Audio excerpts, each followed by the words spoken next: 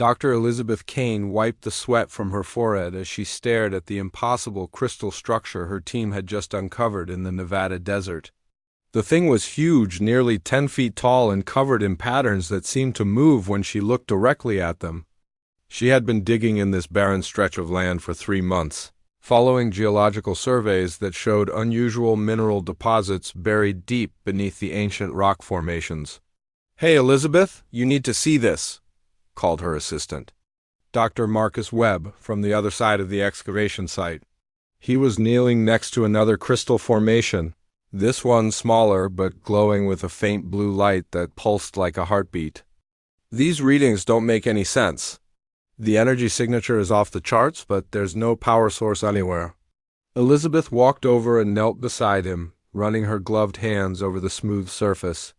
The crystal was warm to the touch, and she could swear she felt a vibration running through it like the hum of electricity through power lines. She had spent 15 years studying ancient civilizations and had never seen anything like this. The geometric patterns carved into the surface were too complex, too perfect to be natural formations. "Run another scan," she said, pulling out her tablet to record the measurements. "And call Professor Amy Sullivan. We need a linguist out here. Some of these patterns look like they might be symbols." 300 miles above the Pacific Ocean, Lieutenant Commander Jake Morrison stood on the bridge of the USS Vigilant, staring at his radar screen with growing concern. The blips that had appeared an hour ago were getting larger, and they were definitely not natural phenomena. He had been tracking satellites and space debris for 8 years, and he knew the difference between a meteor and something artificial. "Sir, I'm getting multiple contacts," reported Petty Officer Lisa Rodriguez from her station. "They're big, really big. The largest one is nearly 2 miles long." Jake felt his stomach drop.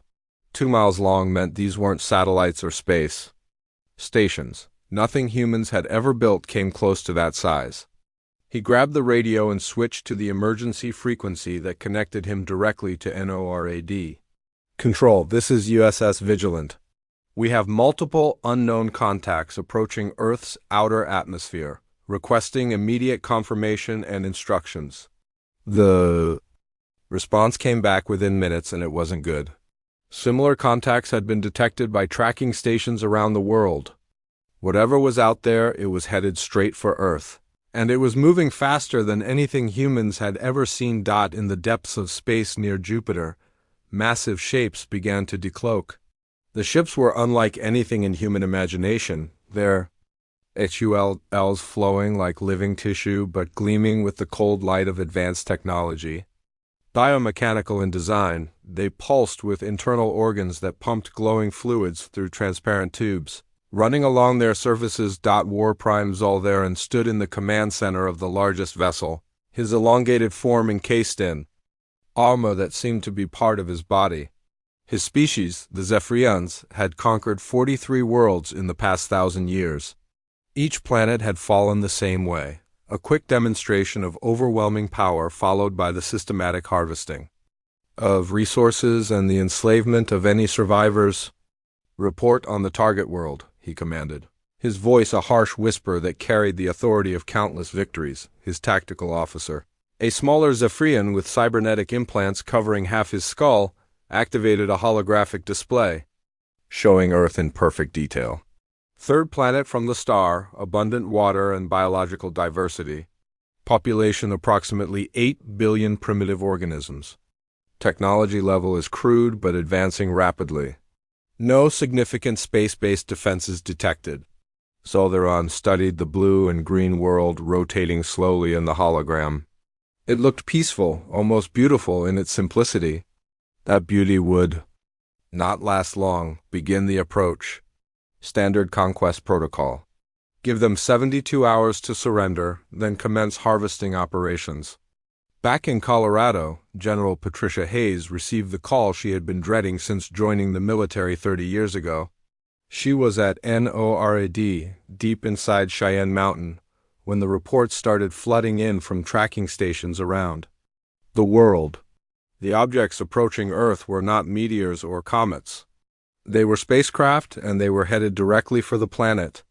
Ma'am, we're getting confirmations from telescope arrays in Chile, Australia, and Hawaii, reported Colonel Chris Bennett, her chief of staff. These things are massive. The lead ship is larger than anything we've ever seen. Patricia stared at the main screen showing the approaching fleet. Her mind raced through the possibilities, none of them good. Humanity had wondered for decades whether life existed elsewhere in the universe. Now they had their answer, and it didn't look friendly. "Get me the president," she said, reaching for the red phone that connected her directly to the White House. "And activate the emergency broadcast system. The public needs to know what's coming." President Andrew Carter was in the Oval Office when the call came through. He had been briefed on the possibility of extraterrestrial contact, but those briefings had always focused on peaceful scenarios. The reports he was hearing now painted a very different picture. "How long do we have?" he asked General Hayes over the secure line. "Based on their current speed, approximately 18 hours before they reach Earth orbit," came the grim response. "Sir, I have to tell you, our military capabilities are not designed for this kind of threat. These ships are larger than our biggest aircraft carriers, and we have no idea what kind of weapons they're carrying." Carter felt the weight of the world settling on his shoulders. In less than a day, he would need to address not just the American people, but all of humanity. He would need to find words to explain something that had never happened before in human history. Meanwhile, back in Nevada, Dr. Kane's crystal had begun glowing brighter. The pulsing rhythm had increased, and now she could hear a low humming sound emanating from deep within the structure. Marcus had set up instruments around the excavation site, and every meter was registering energy levels that should have been impossible. "Elizabeth, look at this," Amy Sullivan called from across the site.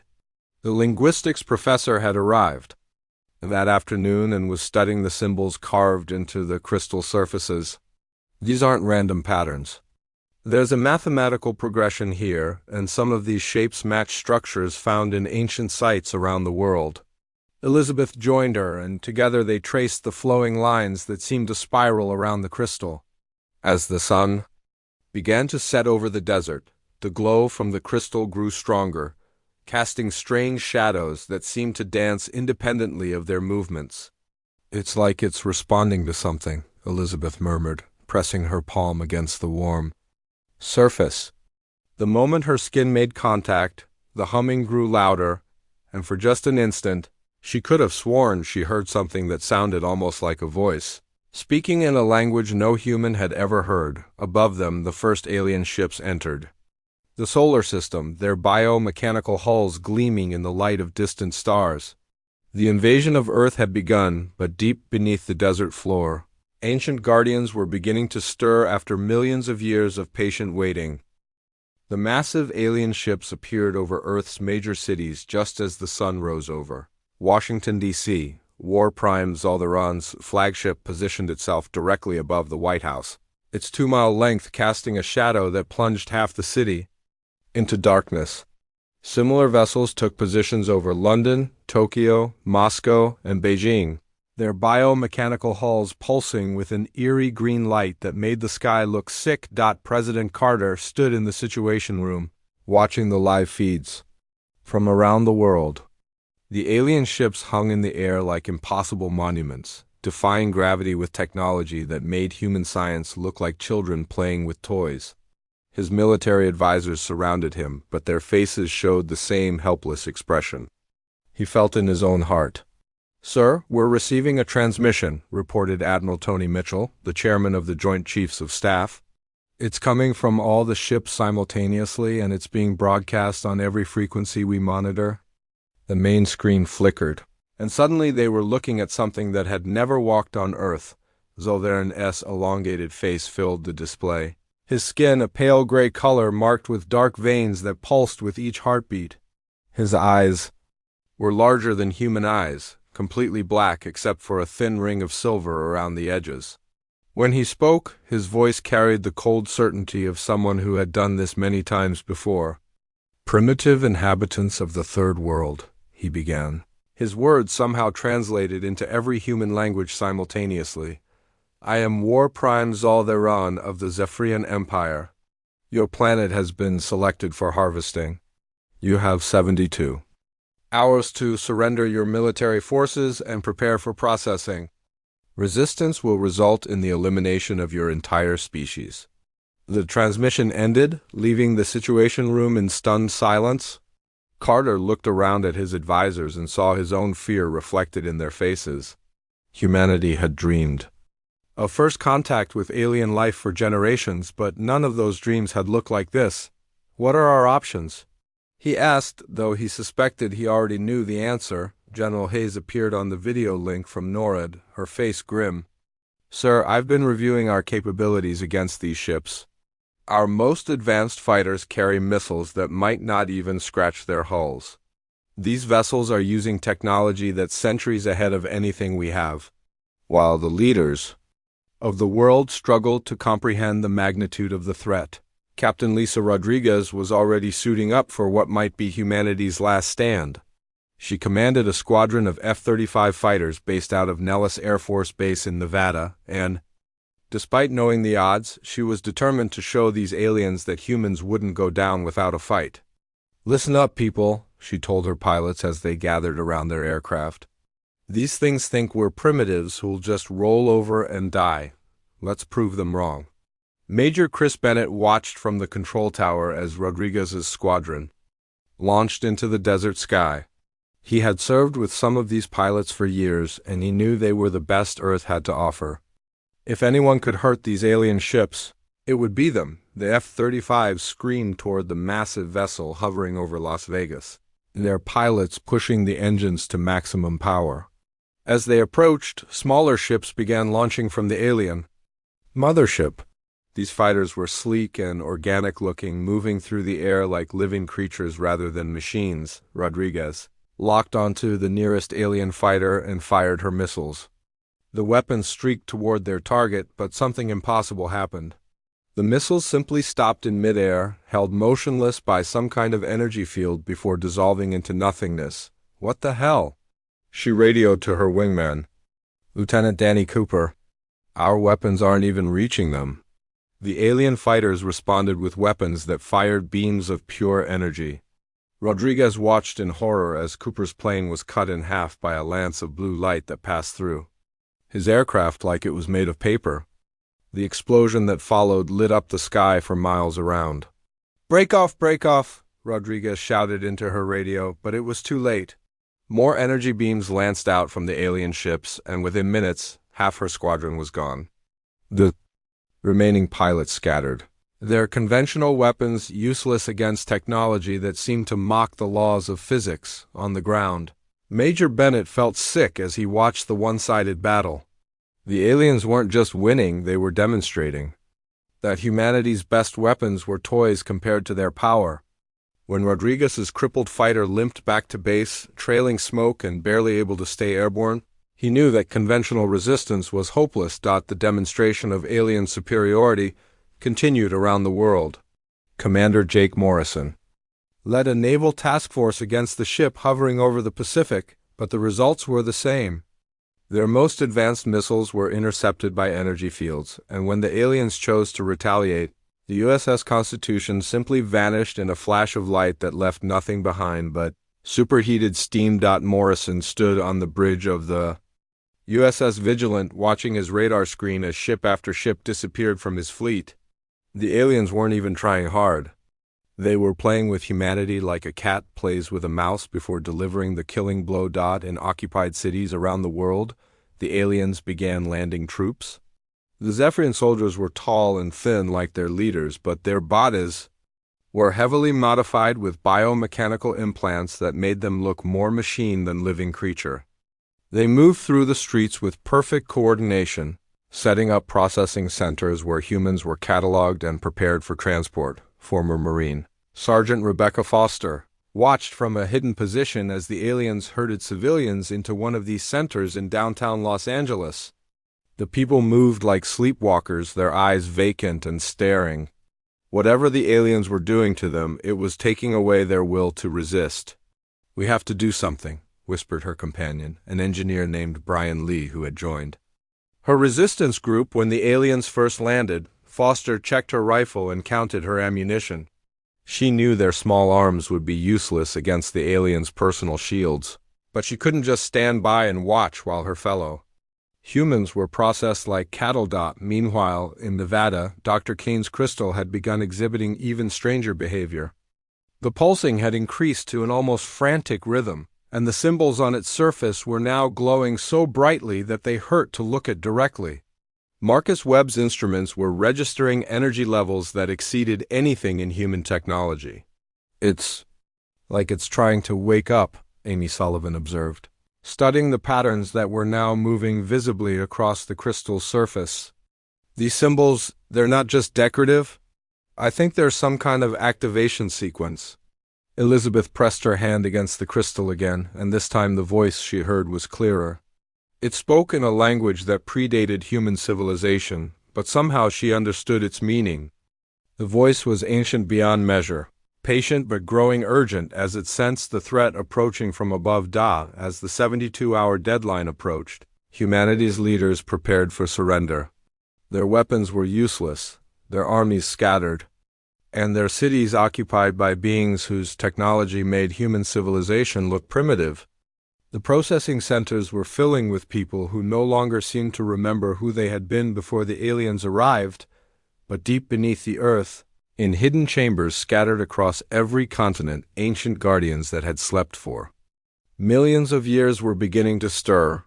The crystals were more than decorative stones or even advanced technology. They were consciousness itself, vast intelligences that had been waiting patiently for this exact moment. The invasion that was, meant to be humanity's end, was about to become the awakening of powers that the Zephyrians had hoped never to encounter again. The crystal in Nevada reached critical resonance. Just as the 72-hour deadline expired, Dr. Elizabeth Kane was still pressing her palm against its surface, when the ancient structure suddenly blazed with light so intense that it could be seen from orbit. The energy surge knocked her backward, but instead of feeling pain, she felt her mind expanding in ways she had never imagined possible. Images flooded her consciousness, memories that belonged to beings who had walked among the stars when Earth was still a molten ball of rock. She saw vast cities that spanned entire continents, technologies that could reshape matter with a thought, and a race of entities who called themselves the architects. These beings had faced the same threat that now menaced Earth. A plague of consumers who devoured civilizations across the galaxy. The Zephyrians were older than humanity could comprehend, a species that had given up their original forms long ago in exchange for biomechanical bodies that allowed them to survive in any environment. They had been conquering and consuming worlds for so long that they no longer remembered what they had originally looked like. To them, younger races existed only as resources to be harvested, but the architects had found a way to fight back. In their final act before transcending to a higher plane of existence, they had seeded protective worlds throughout the galaxy with guardian systems.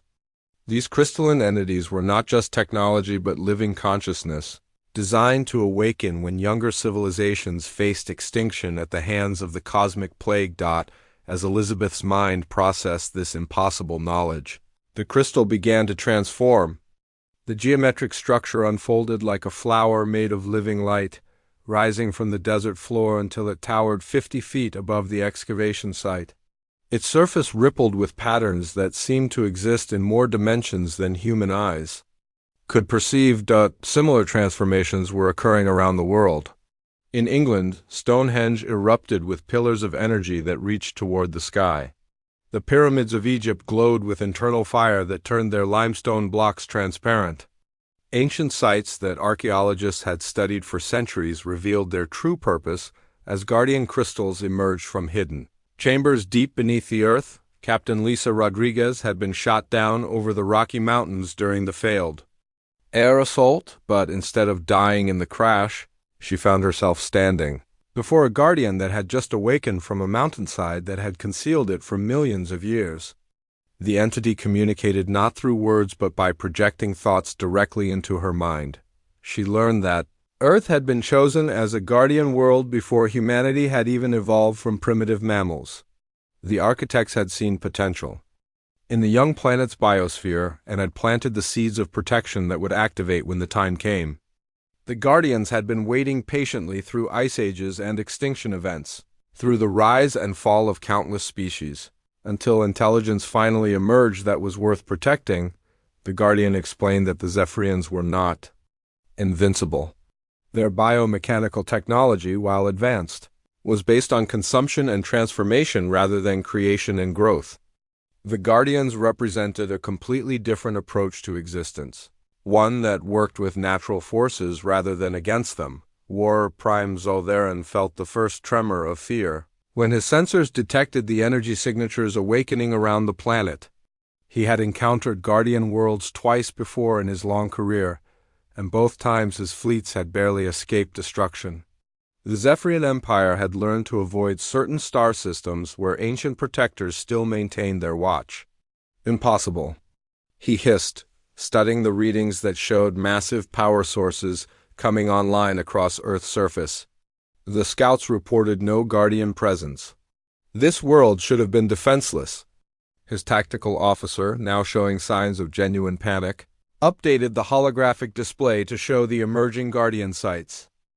Prime, we have confirmed activations at 47 locations. Energy output is increasing exponentially.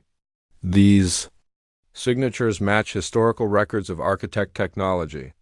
Zoltheran's elongated fingers gripped the command console until the biomechanical surface began to crack under the pressure. The architects had been extinct for millions of years, but their legacy continued to plague Zephyrian expansion. Guardian worlds were rare, but when found, they proved nearly impossible to conquer on the surface. The Guardian network began to link together through connections that existed beyond normal space-time. Dr. Kane found herself serving as a communication hub between the ancient entities and human leaders. The knowledge flowing through her mind was overwhelming, but somehow her consciousness was being supported and expanded to handle concepts that no human brain should have been able to process. General Hayes received the first communication from the Guardian network through Dr. Kane, who spoke with a voice that carried harmonics of the ancient entities themselves. The message was simple but profound. Humanity was not alone, and the invasion that threatened to destroy them was about to awaken protectors that had waited eons for this moment. The Guardians began analyzing Zephyrian technology with computational power that made human supercomputers look like pocket calculators. Within minutes, they had identified fundamental weaknesses in the alien biomechanical systems.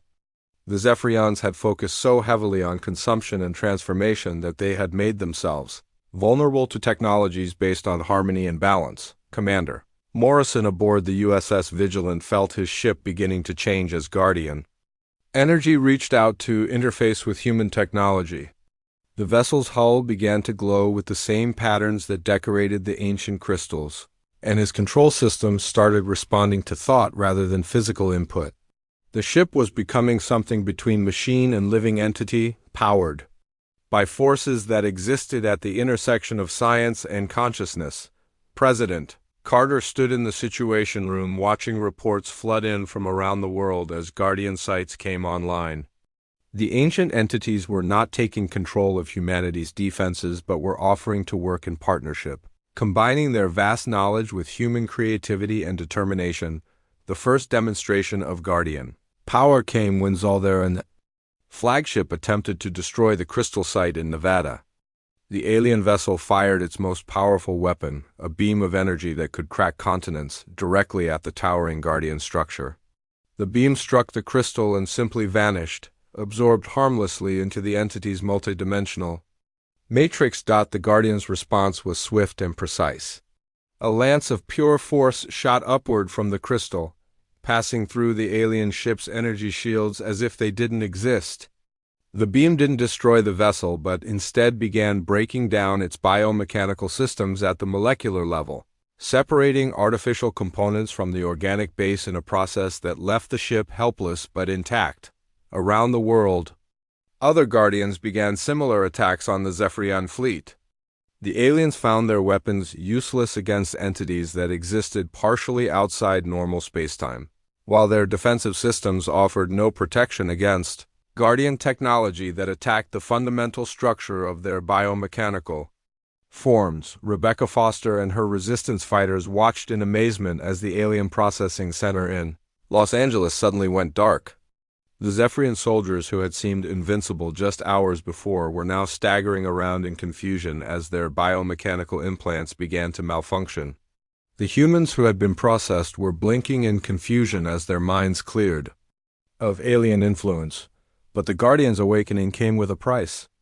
The ancient entities explained to Dr. Kane that their activation would alert other forces across the galaxy.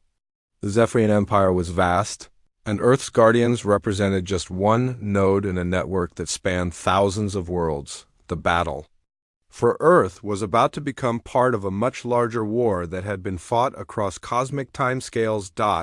As the first day of the Guardian awakening ended, Zoldarin faced a decision that no Zephyrian commander wanted to make. He could continue the assault and risk the complete destruction of his fleet, or he could call for reinforcements and turn Earth into a battlefield that would decide the fate of his entire empire. The choice he made would echo across the galaxy and determine whether the age of Zephyrian conquest would finally come to an end. The Guardian Network offered humanity a choice that no species had ever been given before. Dr. Elizabeth Kane stood before the towering crystal in Nevada. Her consciousness expanded beyond anything she had thought possible as the ancient entity explained what it meant to become a Guardian-enhanced human. The process was voluntary and irreversible. Those who accepted would have their minds linked to the Guardian network, gaining access to knowledge and abilities that spanned millions of years, but losing the simple innocence of purely human existence. They would become bridges between two very different forms of consciousness, combining human creativity with ancient wisdom. Elizabeth was the first to accept. The moment she gave her consent, energy flowed through her body, rewriting her DNA and expanding her neural pathways to accommodate concepts that existed beyond normal three-dimensional thinking. She could suddenly perceive the Guardian network as a vast web of consciousness stretching across the galaxy, each node a protector watching over developing civilizations. Captain Lisa Rodriguez had already undergone the transformation when she encountered the Guardian in the Rocky Mountains. Her crashed fighter had been rebuilt using Guardian technology, becoming something that was part aircraft and part living entity. When she climbed into the cockpit, the controls responded to her thoughts, and she could feel the ship's awareness merging with her own. She took off from the mountainside where she had crashed, her enhanced fighter moving through the air with impossible grace. The Zephyrian ships that had seemed invincible just days before now appeared slow and clumsy to her expanded perception. Their biomechanical hulls pulsed with energy patterns that she could read like an open book, revealing weaknesses that no human had ever been able to see. Commander Jake Morrison felt his ship transforming around him as Guardian energy interfaced with the USS Vigilance systems. The vessel's metal hull began to flow like liquid, reshaping itself into configurations that followed principles of harmony rather than simple engineering. The bridge became a living space where thought and action merged, where the boundary between crew and ship dissolved into something greater than either could achieve alone. His weapon systems had been completely replaced by Guardian technology that could phase through Zephyrian shields and attack their biomechanical systems at the molecular level. When he fired on the alien ships hovering over the Pacific, the energy beams passed through their defenses as if they didn't exist, causing the massive vessels to break apart as their artificial biology was separated from their original organic components. The counterattack began at dawn on the fourth day of the invasion. Guardian-enhanced humans led the assault, their transformed minds capable of coordinating attacks across multiple dimensions simultaneously. They moved with perfect synchronization, each knowing exactly what the others were doing without need for communication. Rebecca Foster found herself wielding weapons that adapted to her targets automatically. The Guardian energy flowed through her modified rifle, creating ammunition that could penetrate any defense the Zephyrians possessed. The biomechanical soldiers that had seemed unstoppable now fell before resistance fighters armed with technology that understood their weaknesses better than they understood themselves. In Los Angeles, Her team moved through the processing centers, freeing humans who had been prepared for transport to slave colonies. The alien mind control devices simply stopped working when exposed to Guardian energy, and people began remembering who they were before the invasion. The rescue operations spread across the globe as enhanced humans liberated city after city. From Zephyrian occupation. Warprime Zaldaran watched his invasion force crumble with growing desperation. His biomechanical soldiers were being systematically defeated by primitives who had somehow gained access to architect technology. His ships were falling from the sky as Guardian weapons tore through their hulls with surgical precision. Everything that had made the Zephyrian Empire powerful was proving useless against an enemy that fought with principles they had abandoned eons ago. "Deploy the planetary crackers," he ordered his tactical officer, referring to weapons designed to split worlds in half. "If we cannot harvest this planet, then we will ensure no one else can have it." The massive weapons began charging, drawing power from the biomechanical cores of his largest ships. But the Guardian network had anticipated this move. Dr. Kane, her consciousness now spanning multiple realities simultaneously, coordinated a response that involved Guardians on dozens of worlds across the galaxy. The planetary cracker weapons fired, sending beams of destructive energy toward Earth's surface that should have torn the planet apart. Instead, the beams struck a barrier that existed in folded spacetime, a shield generated by the combined power of Guardian networks throughout the galaxy. The energy was absorbed harmlessly and redirected back at the Zephyrian fleet with interest. Captain Rodriguez led a squadron of Guardian-enhanced fighters against Zoldaran's flagship. Her consciousness merged with her living aircraft. She could perceive the massive vessel not as a single entity, but as millions of separate, biomechanical components held together by artificial bonds. She and her wingmen fired precisely targeted bursts that severed these connections, causing the 2-mile-long ship to literally fall apart in space. The Zephyrian Warprime found himself trapped in a command center that was no longer connected to the rest of his vessel. Through the transparent walls, he watched as his empire's greatest weapon was reduced to floating debris by creatures he had dismissed as primitives just days before. But the Guardian network was not finished with its demonstration of power. The ancient entities had been in contact with similar networks across the galaxy, and word of Earth's successful defense was spreading faster than light through channels that existed outside normal spacetime, on worlds that had been conquered by the Zephyrians decades or centuries ago. Dormant Guardian systems began to activate. Commander Morrison received reports from the Guardian network about uprisings on 47 different worlds. Enslaved populations were breaking free as their own Guardian protectors awakened. Inspired by the successful defense of Earth, the Zephyrian Empire, which had seemed invincible for thousands of years, was suddenly facing rebellions across its entire territory. The aliens who had come to harvest Earth found themselves fighting for their very survival. Their biomechanical technology, so effective against natural organic life, was useless against Guardian systems that operated according to principles of balance and harmony. Ships that had taken centuries to build were being destroyed in minutes by weapons that attacked the fundamental incompatibility between artificial and natural systems. President Carter received updates from Guardian Enhanced humans around the world as the liberation of Earth accelerated. Cities that had been under alien occupation for days were free within hours. The processing centers were empty, their victims restored to full humanity and eager to help with the continuing fight. General Hayes coordinated with the Guardian network to track down the last pockets of Zephyrian resistance. The aliens who had seemed so confident just days before were now retreating to defensive positions, their superior technology neutralized by forces they didn't understand and couldn't counter. As the sun set on the 4th day of the invasion, it became clear that the tide had turned completely. The Zephyrian fleet was in ruins, their ground forces scattered and defeated, and their empire facing rebellion on dozens of worlds.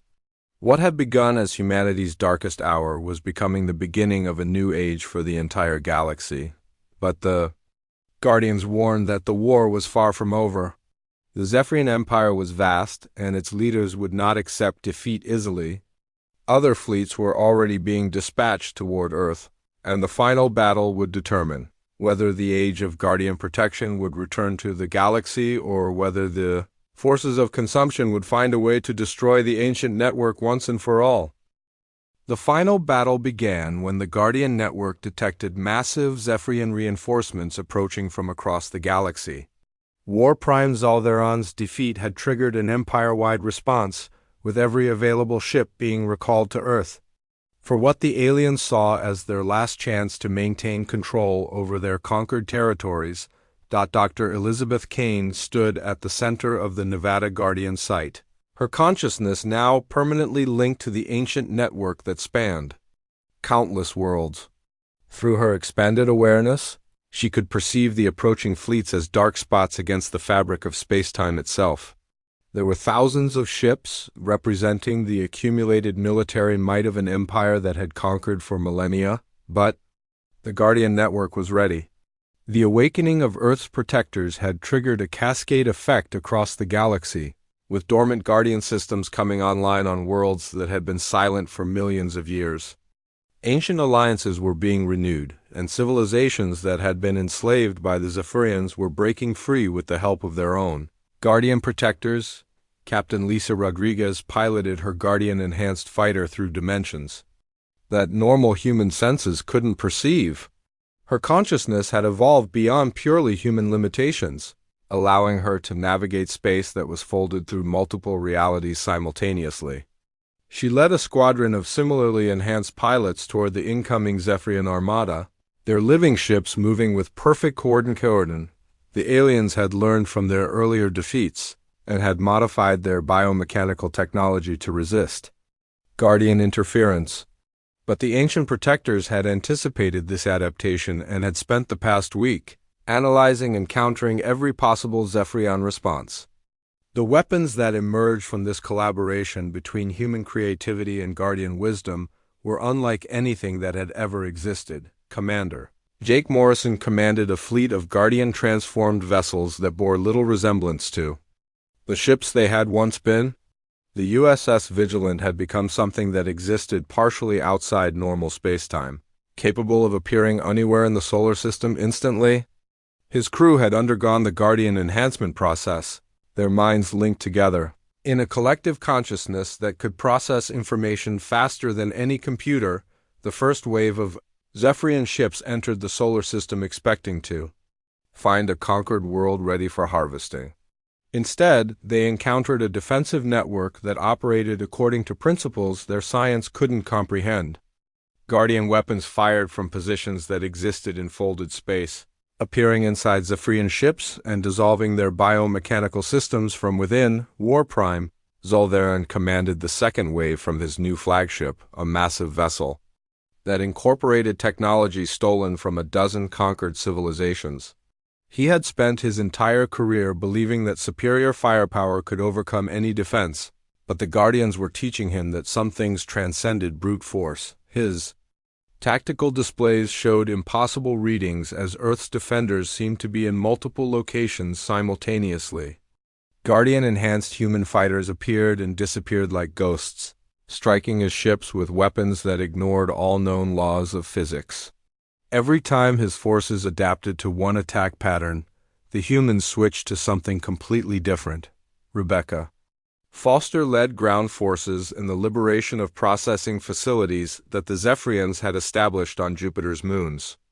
The aliens had been using these bases to prepare captured humans for transport to slave colonies, but the Guardian network had tracked down every hidden installation across the solar system. Her team moved through the facilities with weapons that could distinguish between organic life and biomechanical implants, freeing prisoners while neutralizing their captors. The Zephyrian Empire was discovering that their greatest strength had become their greatest weakness. Their biomechanical technology, which had allowed them to adapt to any environment and survive any attack, was fundamentally incompatible with the harmony-based principles that powered Guardian systems. Every artificial enhancement they had made to themselves over the millennia had created vulnerabilities that the ancient protectors could exploit. President Carter watched from the White House Situation Room as reports flooded in from around the galaxy.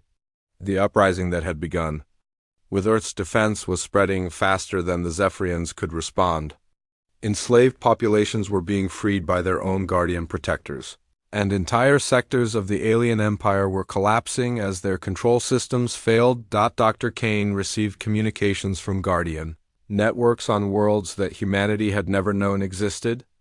Ancient civilizations that had hidden themselves for millions of years were emerging from concealment, adding their power to the growing alliance against the cosmic plague that had threatened the galaxy for so long.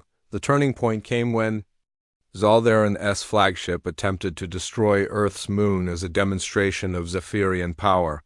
The massive weapon that fired from his ship was designed to crack planets, but it struck a barrier that existed across multiple dimensions simultaneously. The energy was not just deflected, but was transformed and redirected back at the Zephyrian fleet with exponentially increased power. Captain Rodriguez watched as hundreds of alien ships simply dissolved under the returned energy. Their biomechanical HULLs unable to withstand forces that attacked the very bonds holding their artificial biology together. The Zephyrian reinforcements that had taken centuries to assemble were destroyed in minutes by their own weapons turned against them. The HFY himself was captured when Guardian energy penetrated his flagship's defenses and separated his biomechanical implants from his original organic form. For the first time in thousands of years, Zoldaran found himself experiencing emotions and thoughts that weren't filtered through artificial enhancement systems. The being that emerged was barely recognizable as the same creature that had commanded the invasion. Commander Morrison's transformed vessel reached the Zephyrian home systems through portal networks created by the Guardian Alliance. What they found there was not a thriving empire, but a collection of factory worlds where organic life had been completely replaced by biomechanical systems. The Zephyrians had consumed their own civilization so thoroughly that they had forgotten what they had originally been. The Guardian Network made a decision that would reshape the galaxy. Rather than destroying the Zephyrian systems, they began the process of restoration, using their harmony-based technology to separate artificial components from organic ones and restore natural balance to worlds that had been mechanized for millennia. Rebecca Foster stood in the ruins of the last Zephyrian processing center on Earth, watching as former prisoners helped to dismantle the machinery that had been designed to strip away their humanity. The aliens who had seemed so terrifying just weeks before were now revealed as victims of their own technology, creatures who had given up everything natural about themselves in pursuit of power. As the first year after the invasion ended, Earth had become the center of a new galactic alliance based on cooperation rather than conquest. The Guardian Network offered membership to any civilization that chose to embrace harmony over domination, and the response was overwhelming. Dr. Kane established the first Academy for Guardian Studies, where humans and aliens worked together to understand the principles that had saved not just Earth, but the entire galaxy from the plague of endless consumption. The ancient protectors continued their watch, but now they were joined by new guardians drawn from every species that had been touched by their wisdom. President Carter signed the Galactic Harmony Accords in a ceremony attended by representatives from hundreds of worlds. The agreement established principles for peaceful contact between civilizations and created mechanisms for mutual defense against any future threats that might emerge from the dark spaces between the stars. Captain Rodriguez commanded humanity's first interstellar exploration vessel, a ship that combined human engineering with Guardian technology to create something entirely new. Her mission was to seek out other developing civilizations and offer them the protection and guidance that had saved Earth from destruction. The children who had watched alien ships darken Earth's skies grew up in a galaxy where cooperation and growth had replaced conquest and consumption.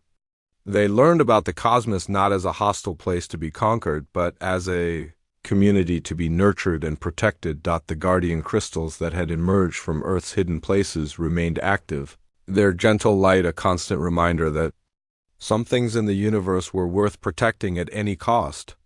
And in the depths of space, the ancient network continued its patient watch, ready to awaken wherever young civilizations needed defenders against the darkness that still lurked in the galaxy's forgotten corners.